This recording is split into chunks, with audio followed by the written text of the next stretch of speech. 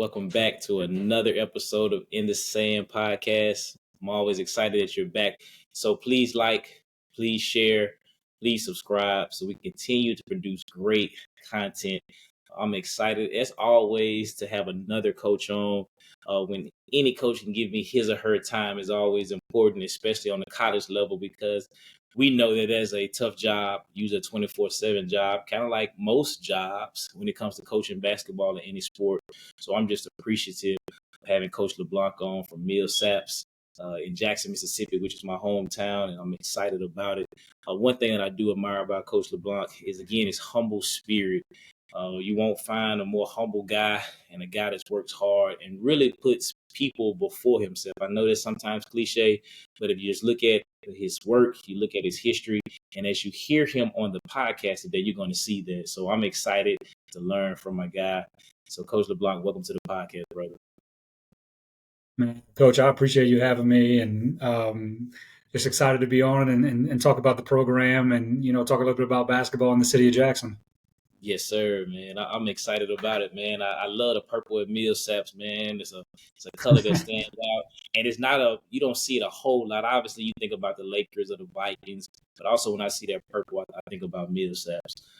Coach, of course, in doing my research, man, found a lot of good things about it, but I kind of want to hear you and how you describe it, because I love a good story. And as I was just kind of studying and looking at your storyline, Coach, you have an amazing story to share.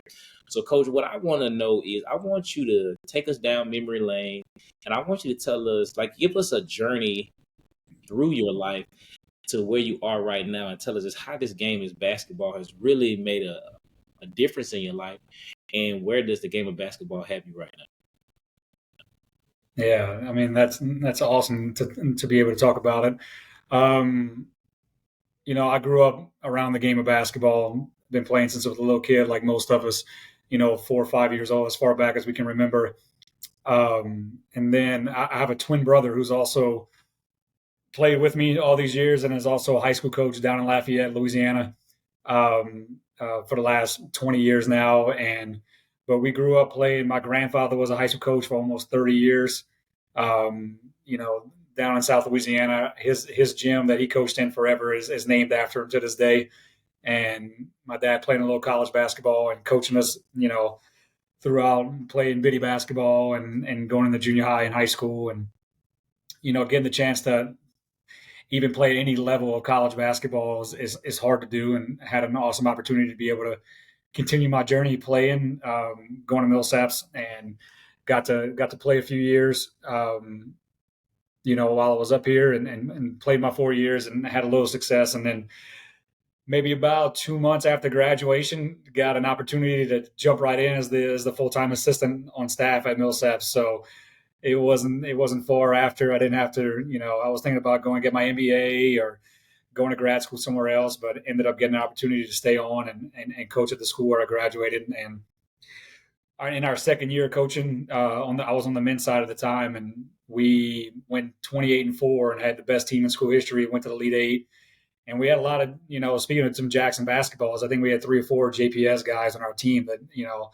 I still love to this day. Guys like Deontay Oscar and Lorenzo Bailey from Jim Hill and Chris Sanders from, out in Flowood and stuff like that, and Edric Montgomery, and so we had some ballers from the city on that team that we had a good time and good ride with those guys.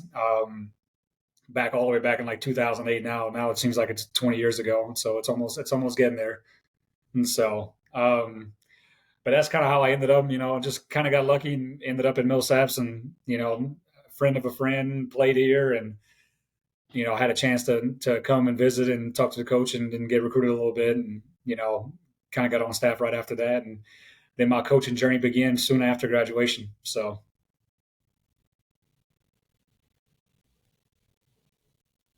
Coach, that's That's amazing, and it's funny when I hear stories. It's always amazing to see how we can tie in things together. And I forgot this, and I knew this. Like Deontay and Lorenzo, like we grew up together. I went to Murrah High School. They went to Jim Hill. They were about maybe 2 years older than I was, or than I am right now, obviously. But they are very good guys. I know Lorenzo. He was coaching at Northwest for a little bit. I think he's in Texas now. Maybe I don't know. Is that right? I think he's in Georgia. He's in Georgia. Georgia right now.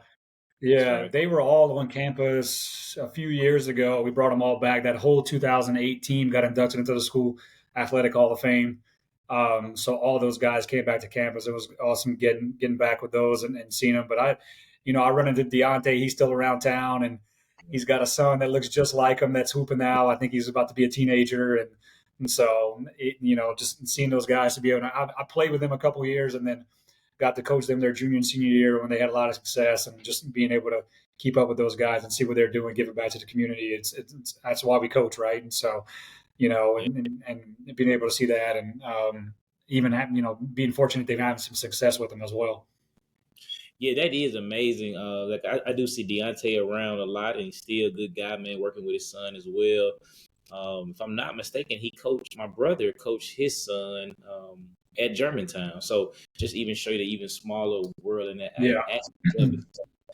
That's amazing, Coach. I didn't realize this, so I'm gonna jump into this one. Like, this is a good question, Coach. How challenging was it to, I guess, not be far removed from Millsaps, to go back and having a coach there and having to be able Mhm. to let people see you different from the player, the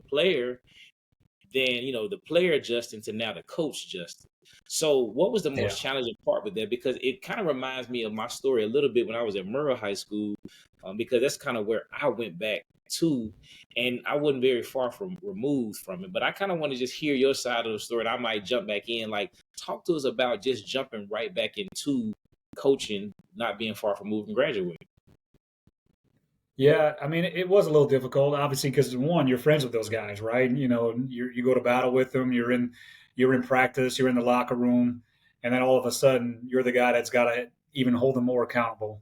Um, I do think remembering back on those days, and I remember when I was talking to the head coach at the time and about, hey, am I going to be a good fit for this? And not having a lot of experience, but the one thing I guess I prided myself on, I wasn't the most talented guy playing, but what I did do, I played hard a lot, and I think I was a good leader on the team and held guys accountable with through my own work ethic and things like that. So I'd like to say that I had a lot of respect for from the guys when I was a teammate of them, when I was a junior and senior, and when they were freshmen and sophomores. So when I jumped into that role, they would say, "Oh yeah, I can see Justin being a coach one day and doing those types of things." So I give a lot of credit to those guys. They embraced me as an assistant coach and it gave me the respect that maybe I still needed to earn a little bit. But they knew we had a chance to be really good, and I was there to help them out with those things, and I was going to be there for them. And I wanted the program to have more success than we had when I was playing, and I was going to do everything I needed to do to kind of be that guy for them and be that voice for them, and had them get, help them achieve their goals. And so, um, I can see it going poorly in some situations where you can't draw that line where, hey, you're player to coach player. But I was very fortunate to be around a group of guys that were okay with me jumping into that role, but still being quote unquote friends, but respecting me in the position I had, and it also takes because we get a lot of young coaches out there now, and even when they don't coach with the players that they went to school with, there still has to be, hey, you have to flip your adult hat on real quick. It's just graduating college.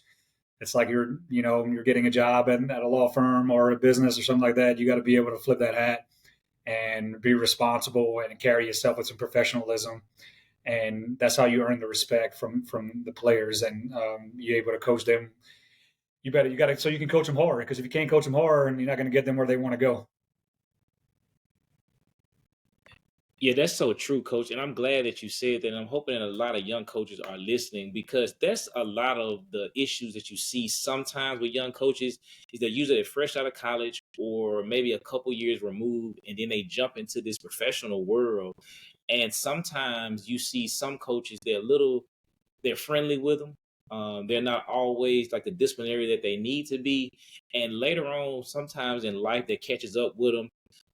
For example, they may be, let's say, like the head coach leaves, and there's an opportunity for them to maybe step up into their role as head coach. A lot of times, administrators or your principal or your leader may not necessarily view them in that, because maybe when they first got in there, they made some key young mistakes. And what I tell individuals, and I had to learn that too, when you step into this game, your principals, your administrators, your boosters, everybody's watching you. And you respect the head coach as number one, but you always carry yourself as you're going to be the head coach, because anything can happen, and you want to be viewed as head coaching material and not just always an assistant coach or a volunteer coach, because they're looking for leaders. And you could definitely be that person, but sometimes perception becomes reality, and we all know that. So I'm very glad that you said that, because a lot of young coaches jump into it early. They don't realize that as soon as you step on campus or you step into that classroom, you step onto the court, it's real life now. So I'm glad that you said that, and hopefully that helps someone out. There's no doubt. I mean, at the end of the day, age is just a number. It's not how old you are. It's the quality of your experiences, right?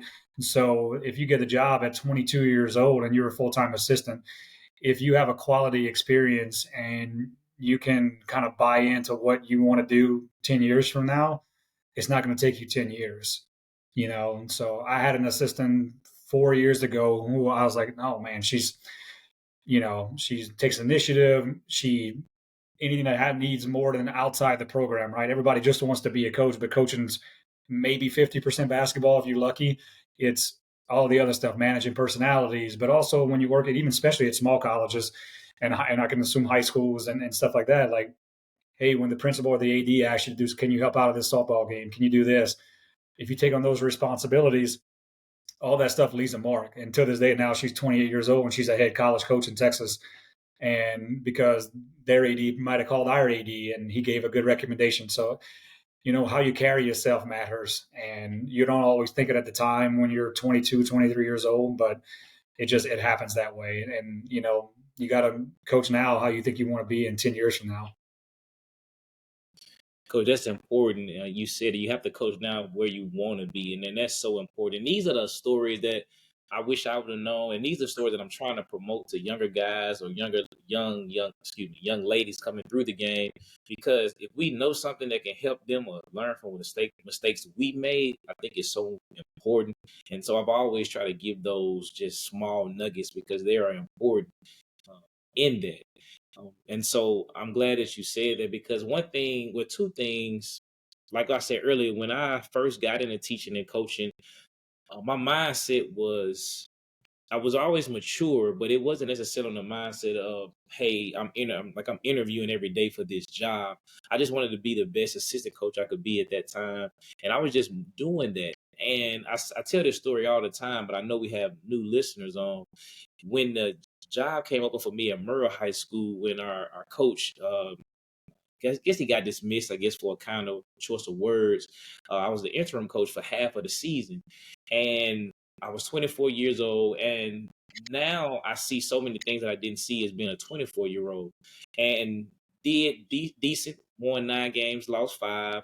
And I thought that I would just automatically have that job, because I was a former student, did good academically. I wasn't the best athlete, backup point guard, but I played my role well. But I realized that they said I was too young. And I'm like, I thought age is nothing but a number. I know enough to be able to put a program together to win. But there were some other things that they were probably looking at that made me not probably be the best fit. Maybe a good candidate, maybe not the best fit. And so that really made me evaluate how I carried myself, how I did things. And it taught me just the politics of basketball, of knowing, or just any sport when it comes to hiring individuals. So these are things like what you're saying, and what I'm trying to implement on how to be able to teach those things to younger guys and young ladies, so they can just move different. And I talked about this earlier. Like, my goal is to be a college coach, but there are things that I feel like you have to do prior, maybe to before you get in my position as a high school coach, that may set you up a little bit better to go there because it's about connections, like you said. But I think being a student manager, and again, I would like to hear your opinion about it, but I always thought maybe being a student manager in college, hopefully you move up to a GA, maybe helps you in that role because I know it's about connections and people usually reach out to people that they know.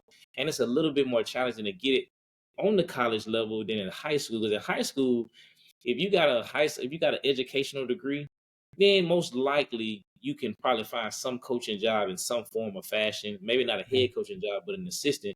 But it doesn't work like that in college.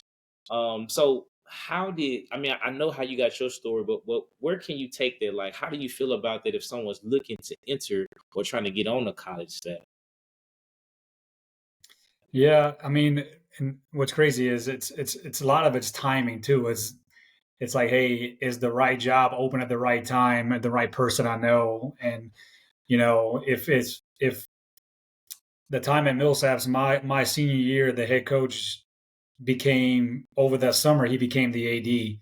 So his assistant position went from a part-time position to a full-time position, and the guy that was doing it as a part-time could not be the full-time. He needed to keep his other job and all that stuff. So it ended up happening that way. If he didn't become the AD, then it was a part-time position. That guy stays. I maybe never get into coaching. I would have tried and I had applied for some other GA spots and that type of stuff. So it's a timing thing, and also it's a thing that you gotta want to do it. Especially like everybody sees the high majors and the amount of money some of these coaches are making on the men and the women's side now, and even some of the assistant coaches at the high major level. But people don't remember what those coaches were doing 15 years ago. I mean, my first coaching job, I was making $15,000 a year for 3 years, living in a dorm room. Nobody wants to remember those days that you need to go through sometimes to be a college head coach. So when you coach in small college, low major, Division 1, D2, D3, NEIA, like sometimes to break in to be an assistant coach means a huge sacrifice and putting in the dues and stuff like that and volunteering. And you know my thing is, like, you're right, people are going to hire who they know, and sometimes there's not a position available. So if you're a middle school or a high school coach trying to break in, you got your own team to worry about. But trying to work camps over the summer at some of these schools, and hey, can I come watch practice? Can I come meet you and just watch a couple times when y'all doing individual workouts, just to kind of learn a little bit and just kind of get your face in front of as many people as possible. um, you know Obviously being around travel ball helps a little bit with the recruiting aspects of things. But it's hard when you're young, and every year you get older it's harder and harder because it comes financially. Sometimes it's not an option for people. Like I said, not everybody out there makes the same amount of money that the coaches at Mississippi State and Ole Miss and all are making and stuff like that. So it's sometimes it's like, hey, you got to do this because you want to do this and you love the game and you love the kids you get to coach, and the money's not the primary thing. Coach, you're dropping some major gems, and our younger coaches need to hear that. And we always say we kind of live in a microwave society now where we want it right now. And coach, I really didn't understand that sacrifice either. Until my brother, he's a little bit younger than I am, and he was trying to get into the college game, and he started telling me about some of those prices, like they were paying, to be an assistant coach. And I was like, yeah, that's a major sacrifice. And so you hear some assistant coaches, like say, living in a dorm, eating in the cafeteria on campus. Obviously, maybe don't travel as much because saving gas. Your wardrobe, of course. Sometimes you get your wardrobe is supplied by with the gear that you get as a team. Yeah. So there are a lot of major sacrifices that you have to make. And you said it, Coach. We just see the March Madness. We see the private jets and the planes and everybody, like some teams getting Kobe's and Nikes and all those different things. But we realize, just like anything in life, it's not always like that. There is a backstory to that. And so, Coach, again, you're dropping major gems, man. Um, Let me ask you this, Coach, and as we kind of transition into your coaching career, talk to us about, obviously, you talked a little bit about the time in Millsap on the men's side. Obviously, I know that you leave Millsap on the men's side and you go and you take another job. And then, obviously, you come back to Millsaps. I think it's in 2016. I hope I'm not mistaken. I hope I got that correct. So I want you to talk to me about their transition from leaving Millsaps. Like, talk to me, was it a good leave, a good departure? Was it hard to leave? Talk about your next landing spot, and then talk about your transition to the women's side, because I'm interested to hear the what made you choose a different sport. I guess not different sport, but what made you go from the men's side to the women's side, and just kind of talk about their story, because I feel like they got a great story in there. Yeah. So at the end of the day, I was 4 years at Millsaps working as an assistant, and being an alum, and being there for 4 years, working 4 years, I felt that it was time to start looking for opportunities. Like, it's coaching is one of the few professions where job hopping as is not frowned upon as much sometimes. Like, hey, you probably need to go and learn how to recruit at another school, because every school is different to recruit to, and every region is different to recruit to, and it branches out, like the people you meet, the club coaches you run into, the high school coaches you deal with at another school. So, and then I was kind of looking and then active. Like, I was on a recruiting trip in Houston, Texas, ran into a friend of mine that I'd met a couple times, ran a recruiting service, and we were having dinner and ran into him. He was like, "Oh yeah, man, my buddy just got the head coaching job at Sydney. You want me to give him a call?" I'm like, "Yeah, sure." And called the guy. Next week, I get a phone call, and I talked to him. I drove over to Shreveport a week later. Actually played golf on my interview, and then went out there and then got Sydney at the time was transitioning from Division I to Division III, so they started another year at Division I. They wanted a D3 guy to kind of come in and kind of knew a little bit of the background. There's a lot of different recruiting stuff and all when you start talking about financial aid and everything. So got the opportunity, thought it was the right time. I was still, mid-20s. I was like, hey, if you're going to make a change and you're going to move, you got to do it while you're young. And then so made the transition over there. Worked for a great guy. His name's Adam Walsh. He's currently the director of basketball operations at Boston College. And I was with him for 5 years and went to a couple of conference tournament championship games and won one regular season championship, and some of the best teams that Sydney had, even all the years when they were Division I and stuff like that. So, and then fast forward, the year before I took over as a Sydney women's coach, I started kind of, all right, I'm kind of creeping out, not getting old, but I'm like, all right, late 20s, about to be 30, married, kind of see, hey, I can't be an assistant coach forever. Sometimes it's in the cards for you to be a head coach. Sometimes it's not. Started looking at a lot of opportunities. Hey, and then I did have a couple of really close friends of mine that had started coaching girls in the previous years. And they've always like, hey, I don't know why more people don't look at this. I don't know why guys are against it, or something. They think all this stuff. So started talking with them. I had applied and interviewed at LSU Shreveport, in Shreveport, was a finalist for that job, ended up not getting it. And then the following year, they had a change at Sydney and kind of threw my hat in after we had some success on the men's side, and was fortunate enough to have a good relationship with the athletic director. And they saw me as a head coach. And, and I was there. I took over and I was only there for a year, and we won. It doesn't sound like very many, but 9 games. And I don't think they won over 9 games in the previous 10 or the past 10 years. And so, we had some success in that 1 year. And I will never forget that year at Sydney with those girls. And I still keep up with a bunch of them to this day. As my first team, I got to coach as a head coach.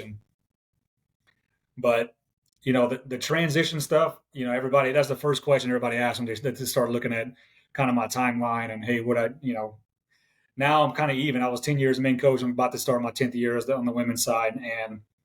And it's not as different as people think it is. Obviously the game is on the men's side. It's faster. It's more physical.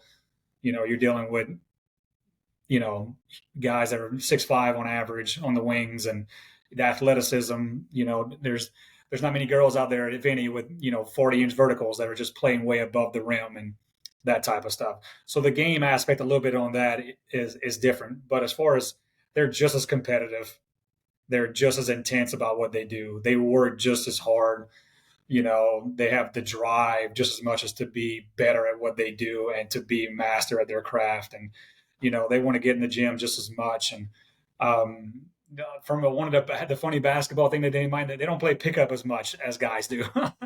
They're not in the gym trying to get a hoop in, at 8 o'clock at night with 20 guys in the gym, and so the girls, you almost got to like, hey, you got to get in the gym, play a little pickup. But as far as the basketball side of things, it was an easy transition.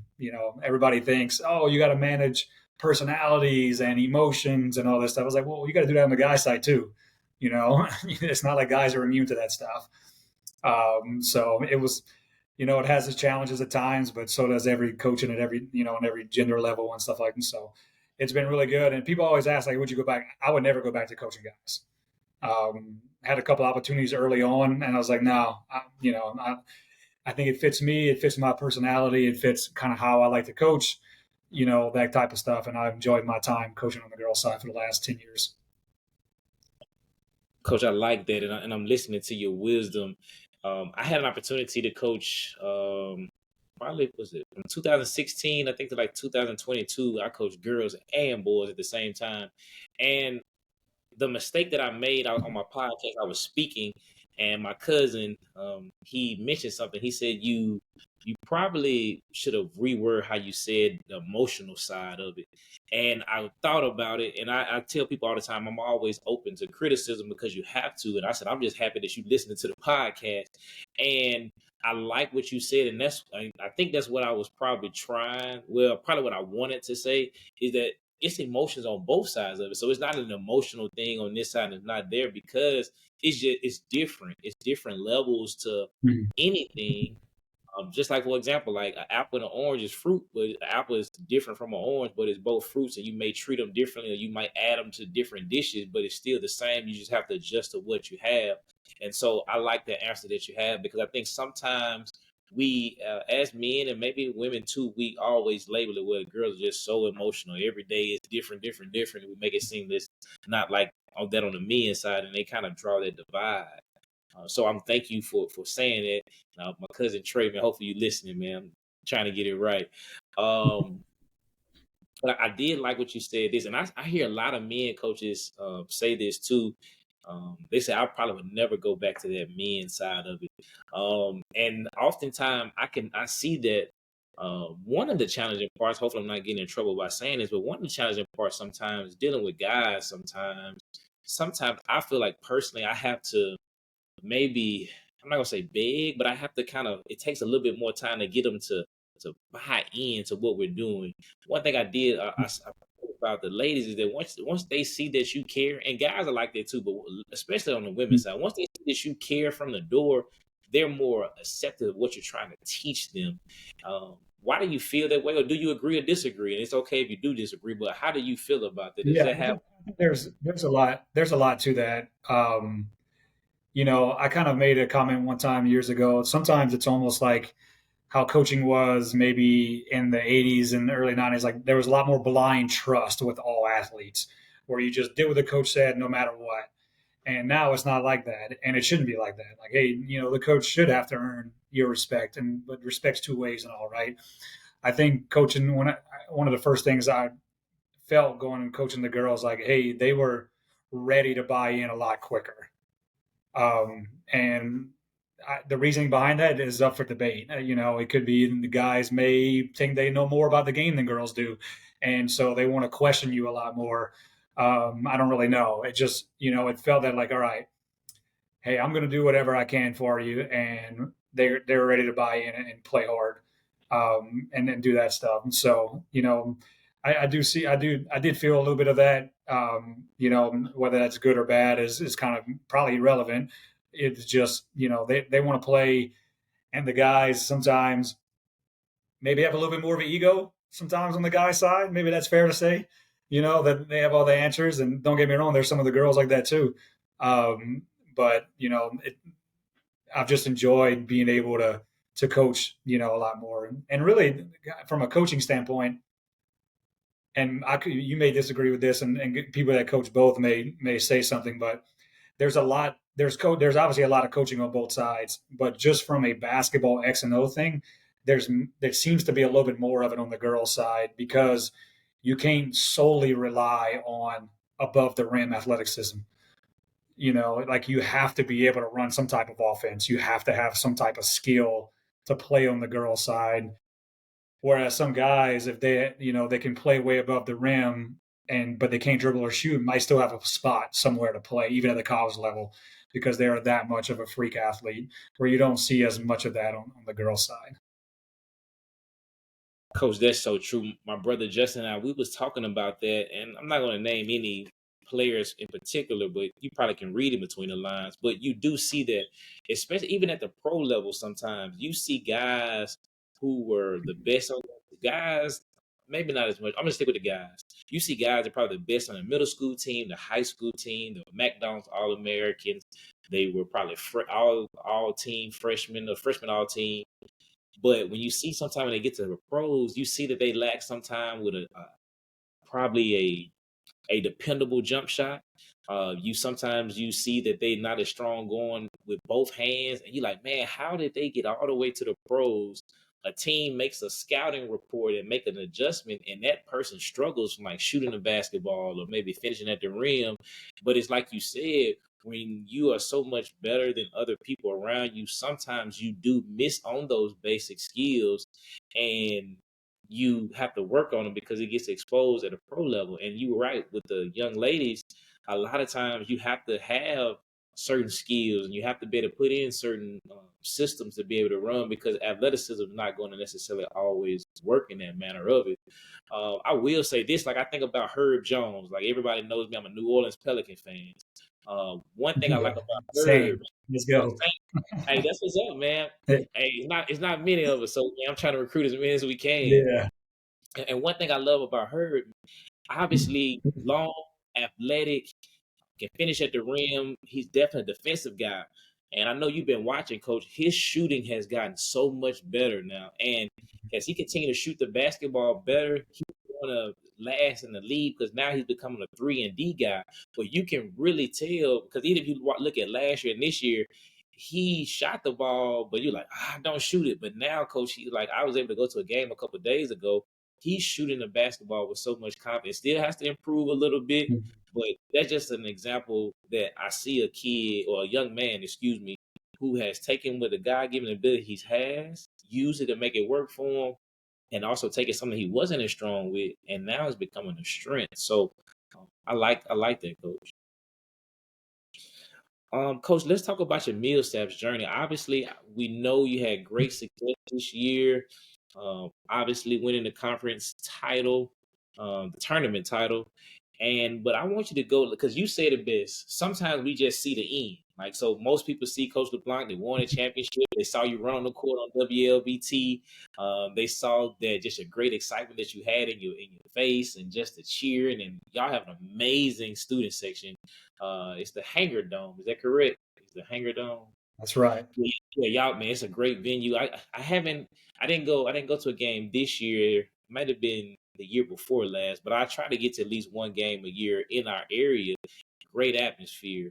But I know that championship didn't come overnight. So, Coach, so talk to us about when you stepped on campus in 2016, and you pretty much were consistently doing well. Maybe it's a season or two, maybe not as successful, but take us through that journey because a championship and going to the tournament, the NCAA tournament. Of course, they didn't come overnight. So just give us, some of the ups and downs in that journey to getting to where you all made it this year. Yeah. I mean, it certainly didn't happen overnight, right? And I remember sitting after the day after we won the conference and going to the NCAA tournament. I have a group meet with all of my alums over the last 9 years that I coached, and I was like, "Hey, this one's for everybody. Like, we all got us to this point right now. Like, you all might not have gotten to that championship game or didn't win that championship game, but you all set the tone for what we just happened to win this game. My first year, we lost the last game of the regular season to win a conference regular season championship that year, and then got upset in the semis as the 2 seed. And then we take a big dip, and we have an 8-win season. You're right. We got to reset. We graduated 4 seniors, and we win 8 games. And then the following year, we win 22-5. And at the time was one of the best teams in school history, and got to the finals get to host the tournament, get to the semifinals, miss a shot at the regulation, go to overtime, losing overtime in our own gym. It was the only home game we lost all season.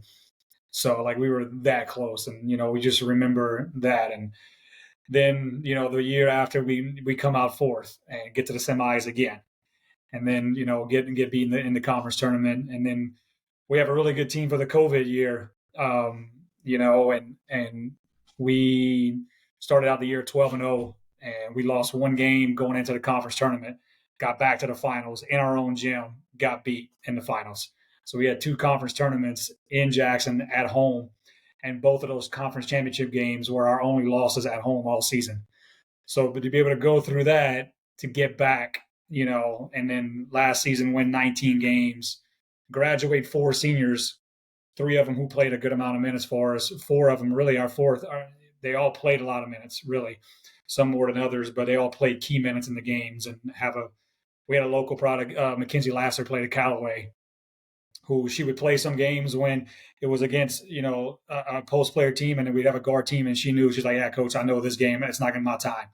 And just to have a kid like that was just ready to go.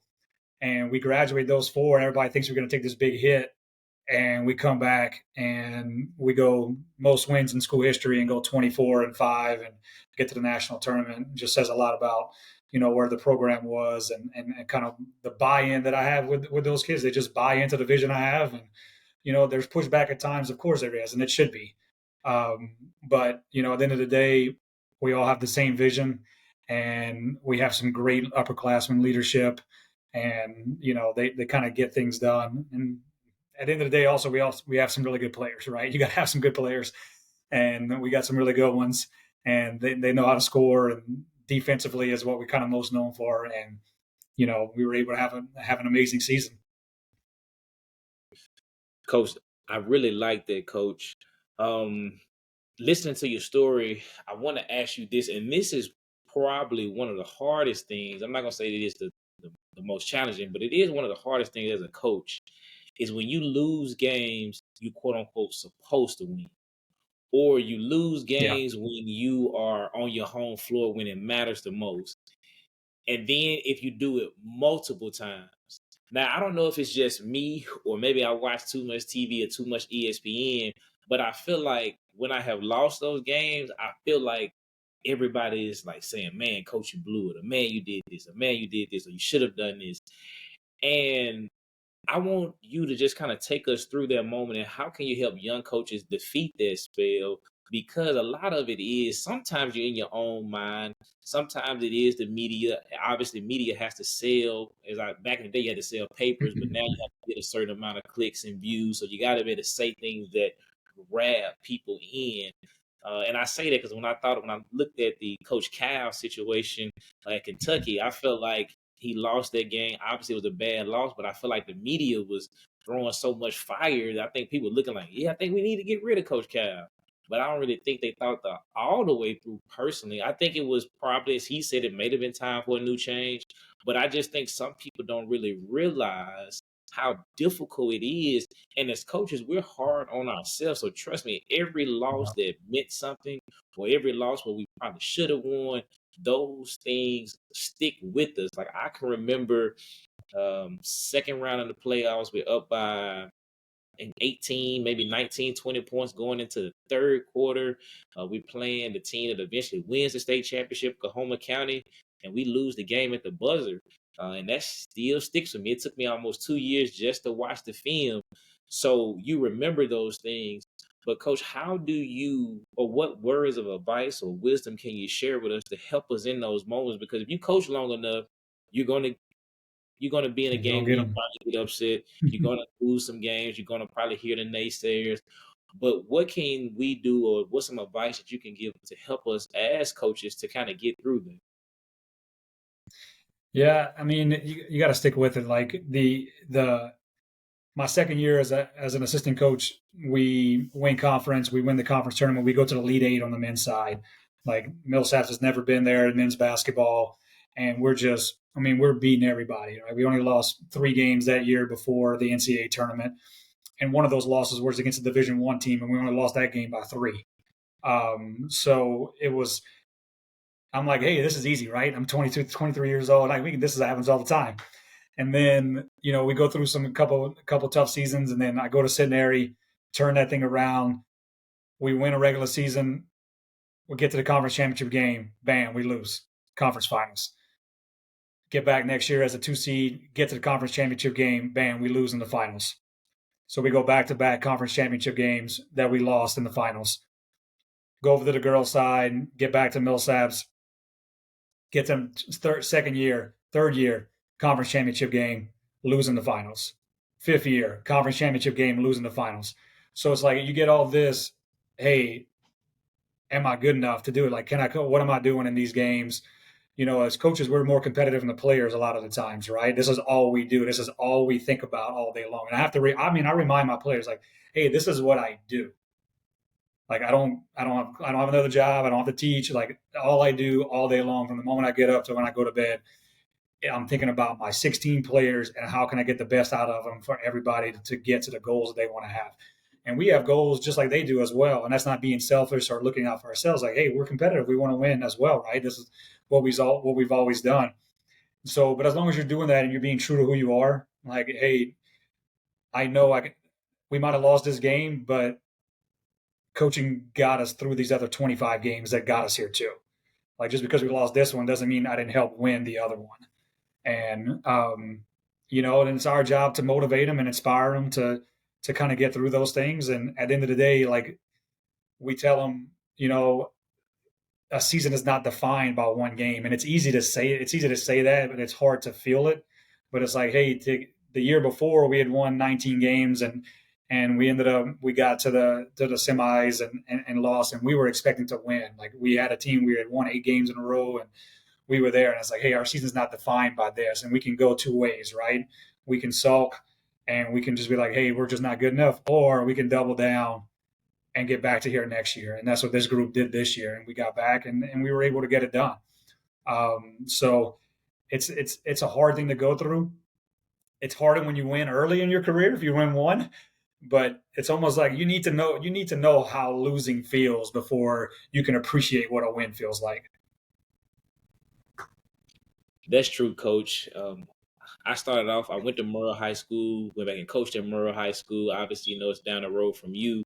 And we won a lot of games. And so when I went to my first job and we didn't win, Coach, it was new to me. I was like, I've never experienced the battle of it because I've always seen winning. So I really thought coaching was really easy. But you said it earlier, when you got good players, it makes it a little bit easier for you. But when you have to kind of build and have to grind, it really is a challenge. And I'm glad that you being transparent and teaching those things, because it is kind of what we think about a lot of times. It is our job, is what we want to do to perform at a high level. But I like what you said, that one game doesn't define me.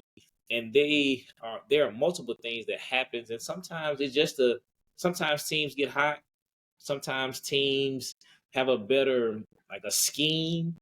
Sometimes it's just there. I mean, it's just a lot of factors that go into it. I'm gonna talk about one fact. I do want you to talk about this. I heard you talk about an interview. I heard you in an interview earlier. You talked about just the challenges of playing on the road. I think road games make a difference, and just it's so many things that happen. It could be travel. Was it a comfortable drive? I know most of the time. I know you all have to drive majority of the time. The bus ride. It's a lot of things that go into that.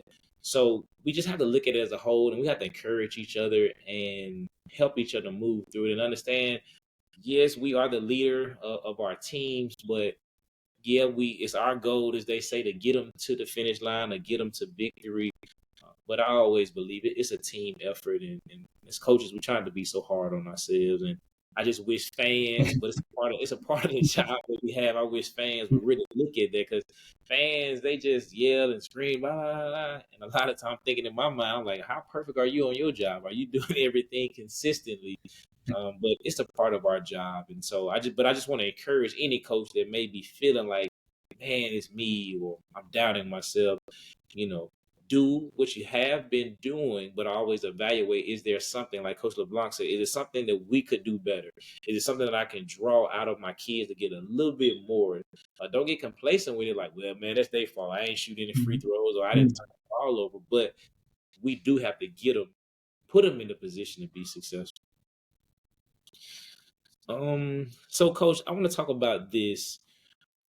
your matchup zone defense, and I think it's a matchup zone. Well, I think you play matchup zone sometime. I know you have a zone defense, and to be honest, coach, the way y'all play, from what I've heard, it's kind of hard to tell what you all are doing if it's zone matchup things of that nature. I know you can't give away all your secrets, coach, but I want to ask two questions. Tell me why you think the matchup zone is becoming more and more popular, because you heard it, especially with being a zone coach.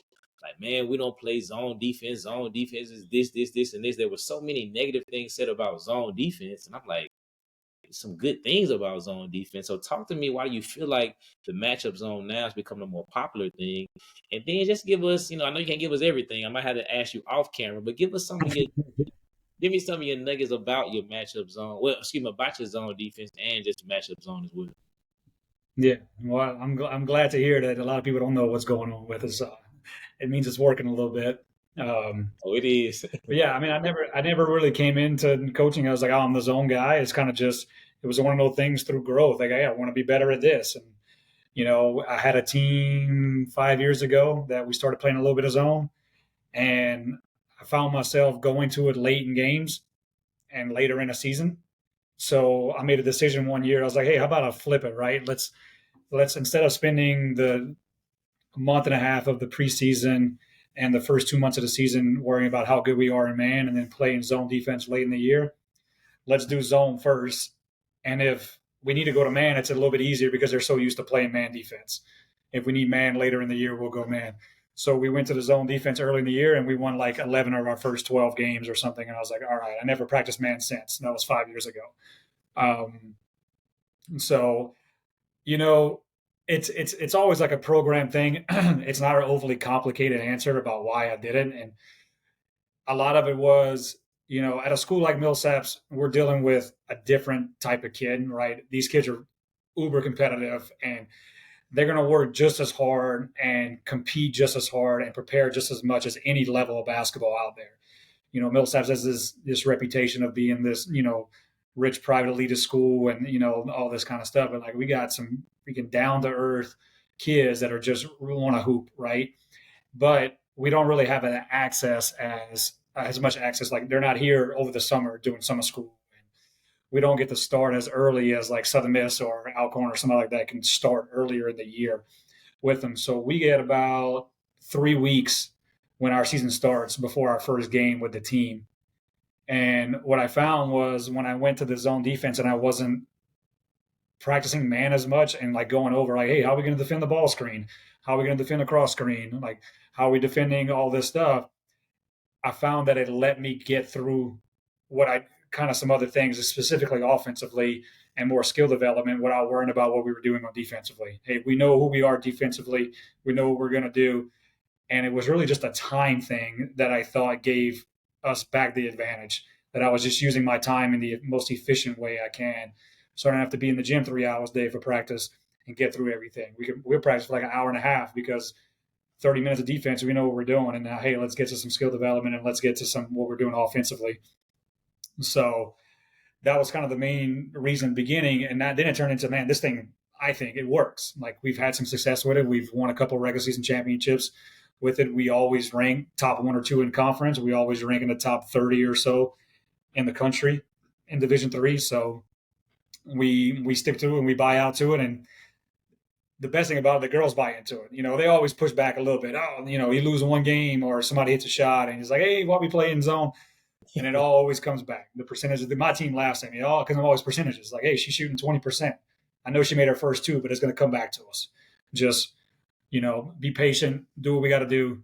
We're not going to deviate from the game plan and go with it. So, that's kind of, and it's not as this crazy thing that happened. It was just, man, I found that I could use my time a lot more efficiently and we've had some success. So I kept it.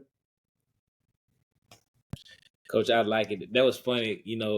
Most coaches, well, not most coaches, some coaches, when you play zone and they hit their first shot, man, get out of zone, get out of zone, get out of zone. But sometimes you got to let it work through because they might make their first shot and might miss the next 8 of them. So you do have to be patient with it. But I don't know if we're accustomed to that. They hit their first shot. Oh, get out of the zone. Yeah. Oh, they'll look at you and like, oh, I thought you said she's a non-shooter or stuff like that. And I'm just like, hey, and then we got to make adjustments too, right? We'll adjust. We're not going to let somebody hit 5 on us without making an adjustment, but they know that this is all we got too. So my team knows that, oh, if this team is beating the zone, we can go to something else. Like, no, there is nothing else. Like, we're staying in it. So let's figure it out. And that old ad is like, hey, we burned the boats. Like, there's no retreat on this, right? Like, there's nothing else to do. So we got to buy in and lock up and play harder and figure it out. And it's complicated. And the girls, with this, like, it's way harder to do what we're doing defensively than it is to go and just say, hey, we're playing man defense. It's a lot harder. It's a lot more communication. It's a lot more trusting each other and stuff like that. It's a lot of that stuff has to be built, but with off the court communication and off the court trust and chemistry and communication and culture about what we do. And we always say, hey, in Millsaps, we're not going to be the most talented team out there. I don't think we were the most talented team this year in our conference. And I tell my team that, and I was like, we got some really good players, but top to bottom, there might be a team out there that's more talented 1 through 15 on us. But we're going to out-culture them, and we're going to play harder, and we're going to get some stuff done. And, and to give them a lot of credit, they buy into that stuff.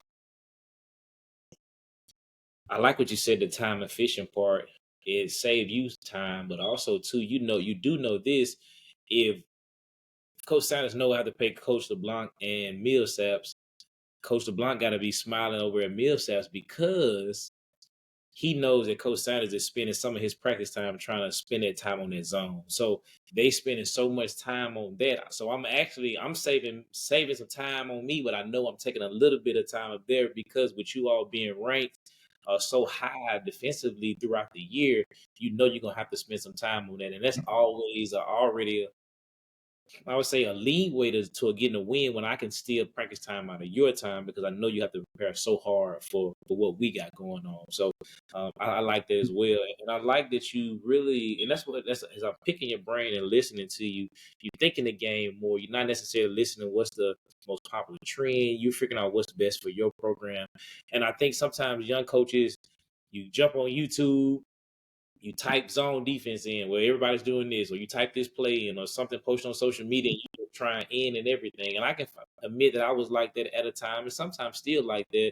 But when you can find something that you can work and you can be a master at it, I think it pays major dividends. I mean, it's just amazing to be able to do this. So, because I'm excited to be able to Yeah, watch. and it's hard. It's hard to do at times as coaches because there's not many things you can do, whether it's offense or defense or whatever, that you're going to find immediate success in, right? And the first year we ran it 100% of the time. We won 14 games. I think we finished the season 14-12 and came out 4th in conference.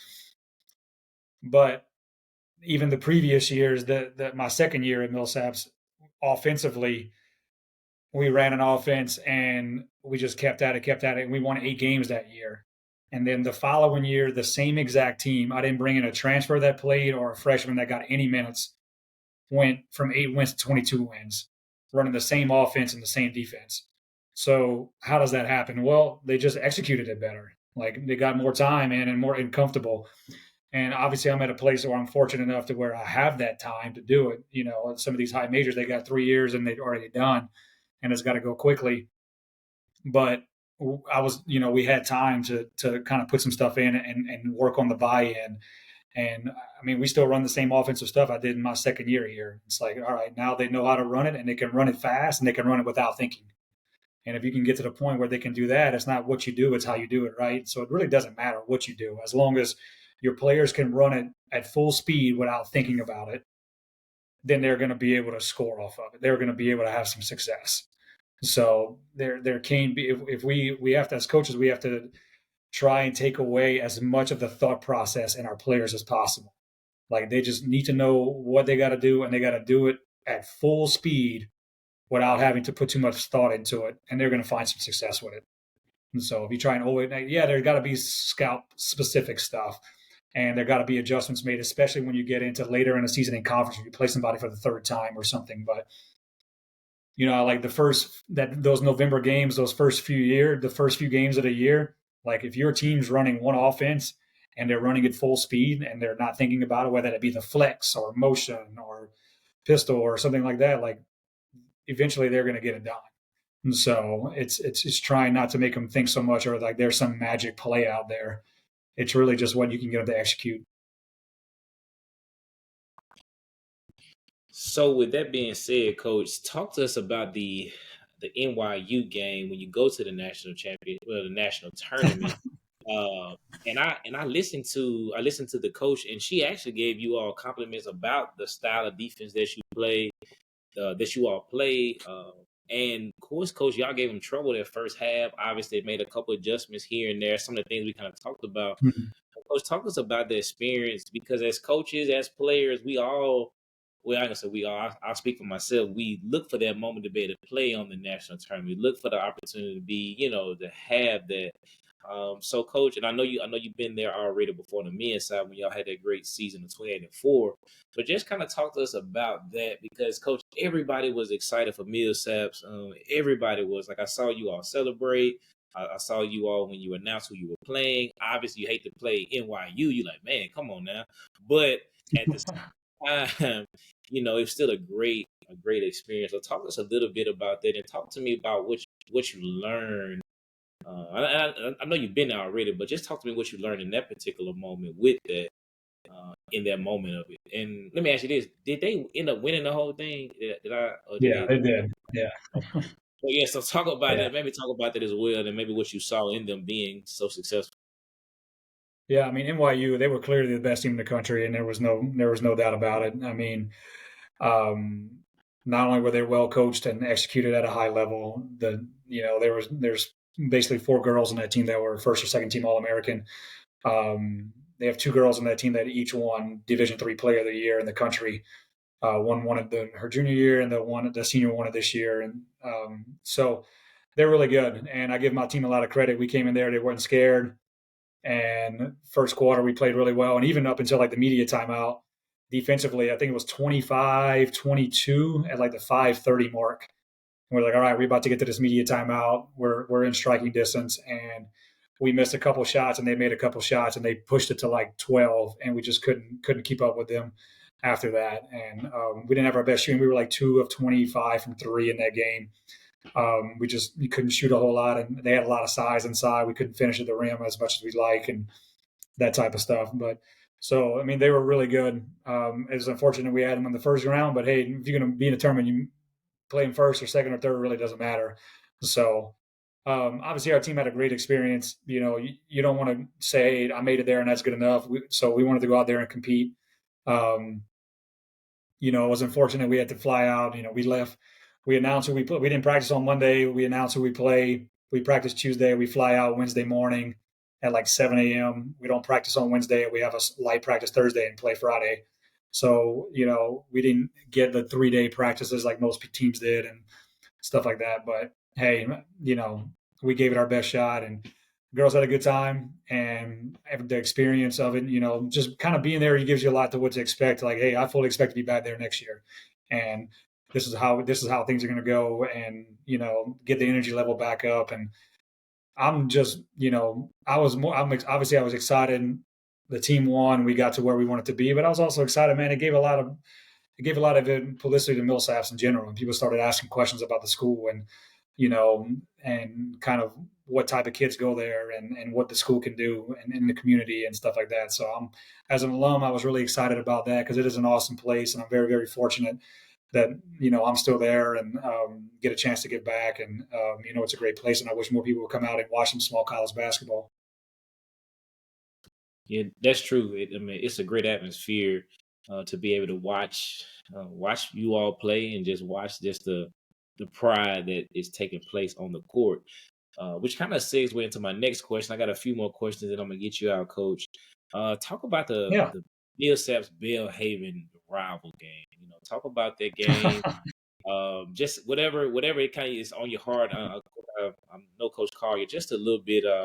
One of his, I think his nephew played for me at Pizzle a couple of years ago. Had the opportunity to kind of sit down and chat it up with him. Uh, Super competitive as well. But just talk about a little bit about their rivals. Begin to kind of slowly wrap up.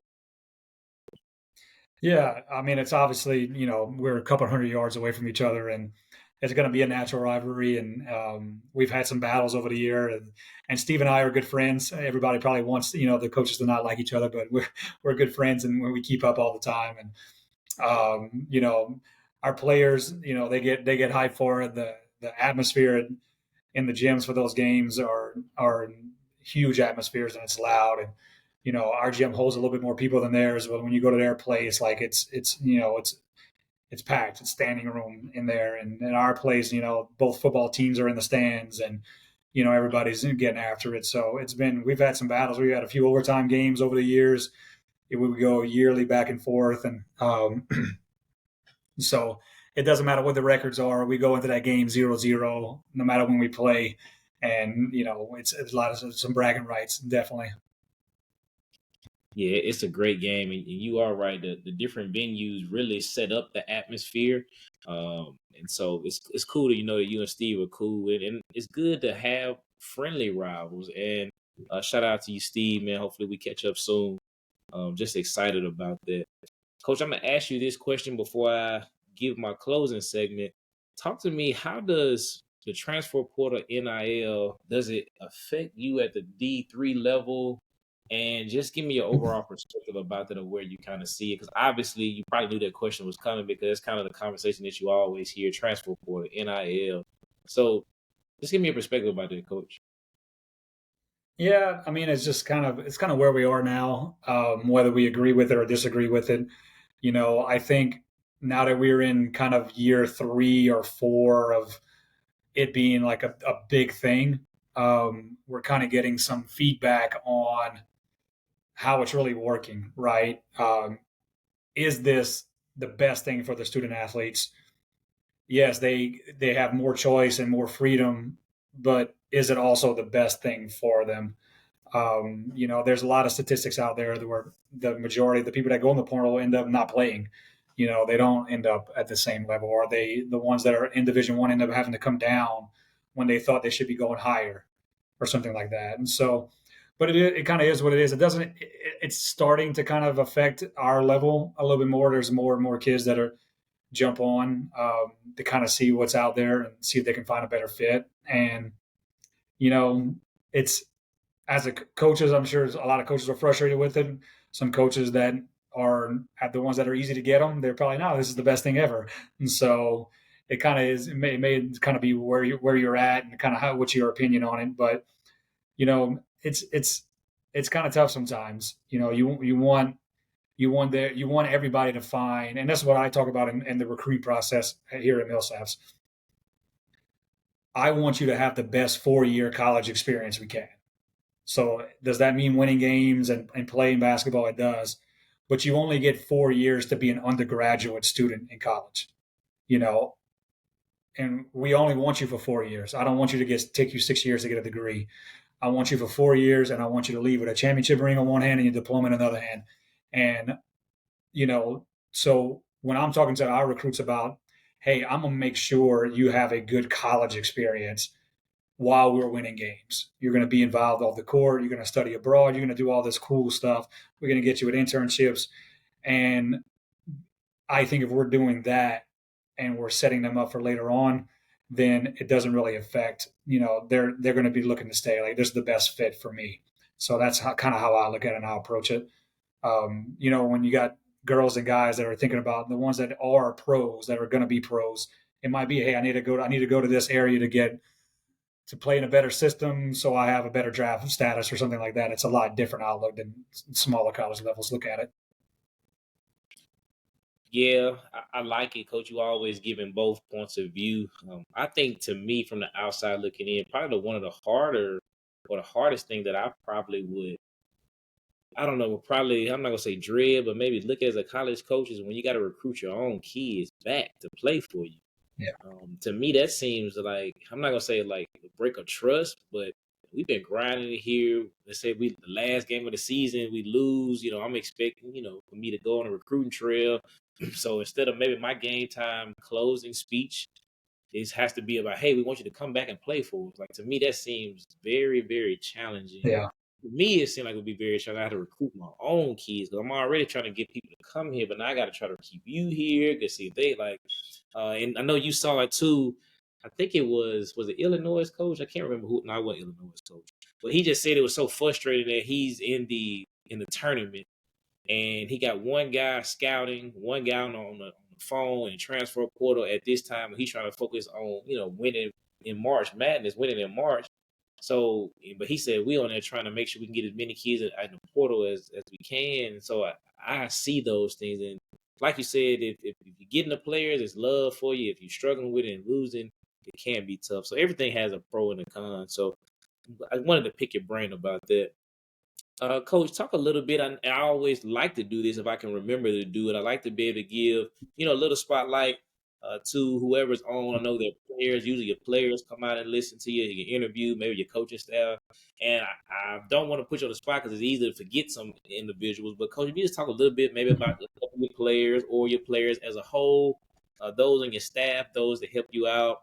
You've been representing Millsaps, just those individuals, and then I give you kind of my closing segment. But there's always people that come out and support you, and people love to be able to, get some recognition and be, get a shout out.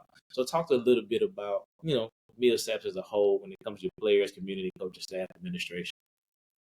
Yeah, I mean, I'm very fortunate with the young women I get to coach, and I have 16 players, and I think 10 or 11 of them are pre-med and want to go in the medical field, whether that be physical therapy school, going to med school. I got a couple that are going to be pre-law. I think 3 of them are like going looking at physical therapy route, that type of stuff. And so I get to, coach some amazing people that are very driven about what they want to do, way after they get done playing college basketball. But then they work hard and they want to win too. We're lucky. Obviously everybody talks about Haley Franklin on our team. She's clearly she's our best player, right? She's our leading scorer. Scored over 1,000 points in 2 years so far, and she's being here. And she kind of sets the tone for us about hey how we're going to get things done. She's more of that silent leader, and when she says some people are going to listen, and they're she's when she's out there and when she's playing at her highest level, she's just a player on the court that people struggle to guard, that's for sure. And she's one of the most unselfish superstars, if you want to say that I've ever been around. If anything, I'm getting on her is like, hey, stop passing the ball so dang much and go score. Like nobody can guard you. So having a kid like that who really shouldn't be playing at our level, right? Like that kid, she's an easy low major Division I player, if not more. And I've coached many of those kids here in Millsaps that it's the worst thing people can do is level chase versus fit chase, right? Hey, I might be a better fit here, but I need to be able to tell my people back home that I went Division II or Division I, but I would be an all conference, all American type kid at Division III or NAIA or something like that. So, if anything with this transfer portal stuff and all, it's like, hey, just find the fit. Like level 20 years from now when you're talking with your friends and stuff like that, nobody's going to really care if you play Division I or Division II or Division III. Like you've got to play college basketball. And what they're really going to care about is if you won. And you could talk about that championship you had and that type of stuff and the teammates you had. And, I'm 20 years removed from, or close to it now, 20 years removed from graduating. I'm going to remember the bus rides and the hotel stays and the road trips and stuff like that. Like people don't ask me, oh, do you wish you would have was your school Division I? They know, they just ask about your experience. So, but going back to your question, like with Haley and then, all the girls, like we had a local kid, Helena Rowe was a senior, played and started all 4 years, played at Hartfield and was from Madison. And, so she's graduating this year and she was, a big part of our program that we're going to have to try and find a replace. And for us, it was a big thing about just buying into their roles. We got girls that are just, they know they coming in, this is what I'm doing. And then we had 2 freshmen that played a whole lot of minutes for us, and Tia Anderson and Garen Freeman. We had Elise Warren came in as a sophomore who didn't start one game all year and was second team all conference and averaged a double-double. So, and people look at me like, oh, coach, you crazy. You're not starting this kid. She's one of the best players in the league. Well, Elise buys into it and knows what we're trying to accomplish and never questioned it, never complained about quote unquote starting the game, and just goes out there, and she had two 2020 games this year and averaged 14 and 12, and is one of the best girls out there. But she's also a neuroscience and biology major, is going to be a brain surgeon one day. So and she's a 4.0 student. We had a lunch today. We had our club party. We call it lunch for every athlete that has a 4.0. And we had three girls on the women's basketball team at that lunch. And Elise was one of them, and she's an all conference player. So I'm very lucky I get to coach girls like that. And it makes my job a whole lot easier, and it makes my job so much more fulfilling. And there's a reason why I'm still on this level. When you have some success, you do get opportunities, and people reach out, hey, you interested in this job? You're interested in doing this? And I, shot those things down through the years, and it's like, hey, I love where I'm at, and I love the people I get to coach. Coach, I love that, and just the love you have for your players. Now, Coach, who helps you out? I know that obviously I know it's kind of hard to hire at D3 level sometime, NAI level because of the finance. So, do you have an individual to come in and help you? How does that process work, Coach? Yeah, so I'm kind of in the process of hiring an assistant right now. I didn't have an assistant this past year, so I kind of ran by myself with it. We had a Coach EV, the Geeker. Everybody knows the Geeker in Jackson, Mississippi. Yeah. He came help me out. We go back a few years, and he came help me out towards the end of the year, and came with us to games and sat with me during games and helped us out during practice to finish out the year as more of a part-time assistant and stuff like that. And so I was fortunate to have him, and he helped us out. And but I'll hopefully have an assistant next year. But our assistants are more like a kind of like a GA kind of route and that type of stuff. You got to want to do it, and it's you're going to take a job like this. It's going to be because you want to coach in college and you want to try and get your foot in the door and do it. So, but it's sometimes it's tough, but at the end of the day, I look back and it's like, man, I did it, and I know it's different than it was back in 2007 and stuff like that. But it's you just got to want to do it, you know. Yeah, that's true, Coach. Man, that's even more amazing that you doing it at this level. Obviously, with the challenges of getting a complete staff, and that is amazing. It makes me think about, and I hear a lot of. Sometimes I hear some of my coaching buddies or people trying to get into coaching. They often say, "Well, I don't want to coach at a small school like a 2A school or 1A school," but coaching at Pisgah, coaching at Richton really helped me out because at a smaller school, you have to do so many things from driving the bus to coaching multiple sports, coaching junior high, high school, sometimes coaching both teams. And I'm appreciative of it because I hear stories like on the JUCO level, obviously D3 level, where you almost not doing those things, verbatim, but you pretty much doing a lot of those things. So I feel like, coaching at a smaller school really, if I practically get to that level, I have some preparation of doing multiple different Yeah. things that leads to success. Um, Coach, as we begin to close the show, I always I call this segment taking the final shot. And in the final shot, it's an opportunity for our guests to maybe, give a shout out, say something that's on their heart, maybe give us a food for thought, just share anything. So, Coach, I'm gonna give you the last shot, and the floor is yours. Yeah, well, listen, hey, Coach, I appreciate you having me on to talk some basketball, and it's awesome what you're doing and giving back to the game and doing all that stuff. We never can have too much publicity out there on just getting other coaches' insights, and everybody has their own philosophies and their own, what they like to do on the court, off the court. But it's always good to just get these connections and all going because that's how the game continues to grow. And women's basketball, as we know, is sometimes it's getting a little stagnant, but it needs to keep growing. But it's going to take people like you to keep getting the word and all out there. So it's awesome what you're doing. So hopefully we can get you over to the Hangar Dome next year, watch some games, keep giving Millsaps some love and all. And I encourage everybody to go out and just watch it. Like I said, if I had to say anything, it's when it comes to coaching or playing, chase the fit, not the level. And there's a lot of things you can do out there, and there's a lot of careers, a lot of jobs out there. You can be just as fulfilled about what you want to do if your heart's into coaching, your heart's into playing.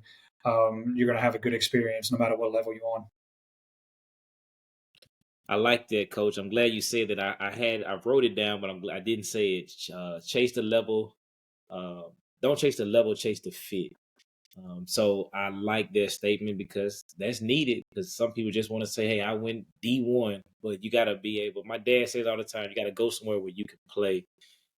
Coach, definitely excited. Definitely got to get out to it, to a game now that I, know you building this relationship with you. And I thank you for just getting on the podcast because as a growing person, as a growing guy or growing coach in this space, it's good when you can have people and all the guests that I've had that puts a stamp on it. So now people say, well, he was on it. Let me take a listen. Maybe this is, something that's worth listening to. So I'm thankful for you and all of my guests that come on, um, just being supported and just you being able to just say, hey, I would do it. So that means a lot to me. And I definitely appreciate that.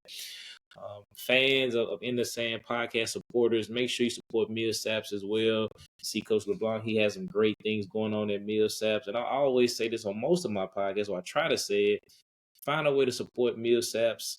Find a way to support Millsaps women's basketball program. Definitely those things are appreciated because you can always help in some form or fashion because we're trying to change it where we as fans are just being negative Nancy's or negative Nathans, as they say. But let's find a way to positively encourage. Maybe we definitely come into the game, maybe making donations, support what they do because those things mean a lot. And then you become that true fan, that true supporter of every coach that's out there. So until next time, as I always say, be nice, be kind to someone, and we'll see you on the next episode.